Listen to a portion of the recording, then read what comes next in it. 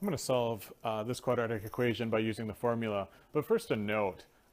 Since it's already in the equals 0 form, if I could factor it, I would need to find factors of 9 that added up to 7. The only factors of 9 are 1 and 9 and 3 and 3, and neither of those pairs add up to 7. So in fact, I can't factor this one. That doesn't mean there aren't any answers. It just means that if I'm going to solve it, I have to use a more powerful method than factoring. So, since we're already in this ax squared plus bx plus c equals 0 form, let's pick out our a, b, and c, use a quadratic formula. So I've got a is equal to 1, b is 7, value on that, x, and then c is equal to 9. Okay, so now to remember the quadratic formula says x is equal to negative b plus or minus the square root of b squared minus 4 times a times c, all divided by 2a. I don't know if I've extolled the virtues of having a clicky pen that has like 4 colors on it, but it can be really helpful in math sometimes to just add some color to help you keep yourself organized visually.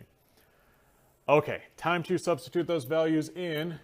I've got x equals negative 7 plus or minus the square root. I should have wrote that 7 in blue, as long as I'm doing this thing.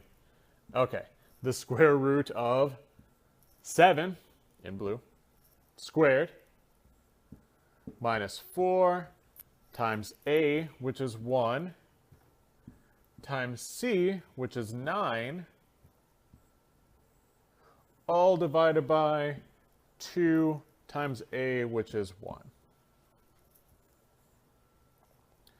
Okay, let me do a quick color check. My a's are red and a is 1. They're in the right place. My b's are blue. They are 7. They're in the right place. And my c is 9. It's in the right spot. Okay, so here I go. I've got x equals, the opposite of 7 is negative 7, plus or minus the square root. 7 squared is 49. Now I've got minus 4 times 1 times 9, so a minus sign. 4 times 1 is 4, times 9 is 36. All divided by 2 times 1 is 2. Okay, I've got x is negative 7 plus or minus the square root of 13 over 2. And hopefully not to disappoint you, but I'm done with this problem. Okay, unless I'm going to now take this number and apply it to something that I need a rounded value for, I'm done. I'm good. This is the exact answer. Since the square root of 13 is not a nice number, it's an irrational number in fact, I'm going to leave it like this. So my two answers are negative 7 plus the square root of 13 over 2 and negative 7 minus the square root of 13 over 2. And I'm going to leave it there.